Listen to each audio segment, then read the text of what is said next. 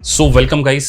आज के इस वीडियो में हम डिस्कस करने जा रहे हैं specially enrolled agent US taxation के प्रोफेशनल्स से। देखिए, इनरोल्ड एजेंट को केवल पास कर हम अपनी करियर में ओवरऑल जो होलिस्टिक डेवलपमेंट है वो नहीं कर पाएंगे। देखिए, यूएस टैक्सेशन इनरोल्ड एजेंट का लाइसेंस अचीव करना अपने आप में एक बहुत बड़ा, मैं कहूँगा, अचीवमेंट है। लेकिन क्या इस एकेडमिक सक्सेस को हम अपनी रियल लाइफ की सक्सेस में ट्रांसफॉर्मेशन कर सकते हैं?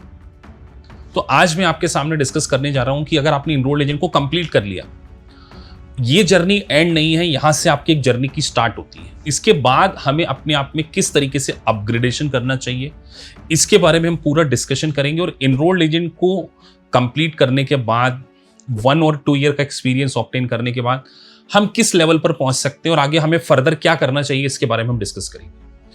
अगर अभी तक आप इस चैनल पर नए हैं, प्लीज सब्सक्राइब द चैनल, जिससे कि आपको टाइम टू टाइम सारे नोटिफिकेशन मिल सके। देखिए, इनरोल्ड एजेंट अपने आप में एक लाइसेंस है। नो डाउट आपने काफी हार्ड वर्क किया, 1 ईयर, समटाइम 1 ईयर से ज्यादा आपने लिया हो, इसको आपने कंप्लीट कर लिया। लेकिन जब आप जॉब में जाते हैं तो वहां आपको प्रैक्टिकल एक्सपीरियंस मिलता है, और इस प्रैक्टिकल एक्सपीरियंस में आप 1 और 2 ईयर को काम करते हैं। उसके बाद क्या? तो सबसे पहली स्टेप तो मैं आपसे बोलना चाहूंगा कि एक फ्रेश इनरोल्ड एजेंट स्टूडेंट को सबसे पहले अपनी सॉफ्टवेयर को लर्न करने की स्किल डेवलप करना चाहिए। अब वो सॉफ्टवेयर कौन से हो सकते हैं?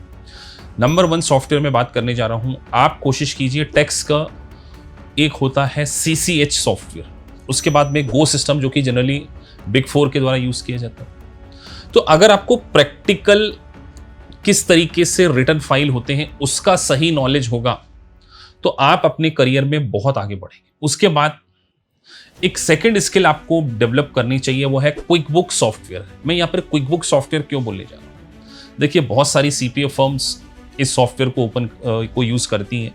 अमेरिका में जो भी मीडियोकर लेवल के बिजनेस होते हैं, स्टार्टअप्स होते हैं, they are using quick book software. तो अगर आपको ये सॉफ्टवेयर आएंगे तो आपको CPA फर्म में अच्छे लेवल पर जॉब मिलेगी, स्टार्टअप में आपको अच्छे लेवल की जॉब मिलेगी, और you can start your own consultancy firm. तो आपका ऑब्जेक्ट केवल जॉब नहीं होना चाहिए, आपका ऑब्जेक्ट होना चाहिए कि आप अपनी कंसल्टेंसी फर्म को स्टार्ट कर सकें, आप बहुत सारा फ्रीलांसिंग वर्क टेक केयर कर सकें।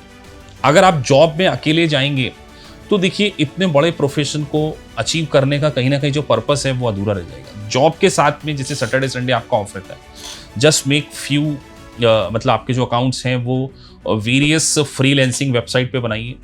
अपने आप को टेक्नोलॉजिकली क्या करना है, टेक्नोलॉजी में अपग्रेड करना है। बहुत सारे सॉफ्टवेयर आपको सीखना चाहिए, बहुत सारी AI की स्किल आपको सीखनी चाहिए।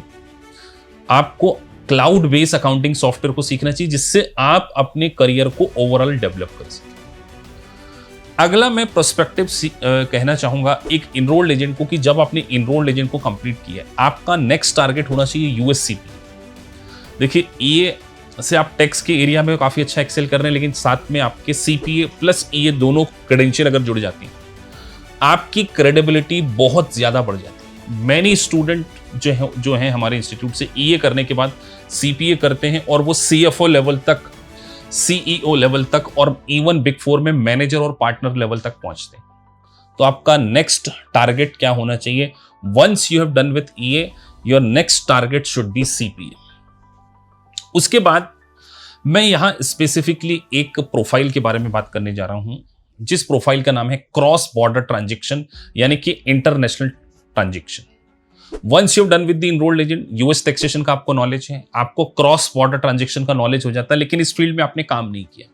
आपको पता है कि अगर आप ट्रांसफर प्राइसिंग फील्ड में जॉब को अचीव कर लेते हैं या उसमें अपनी प्रैक्टिस को स्टार्ट करते हैं, मोर देन 75 लाख तक आप क्या कर सकते हैं, अर्न कर सकते हैं, क्योंकि ट्रांसफर प्राइसिंग एक बहुत बड़ा डोमेन होता है।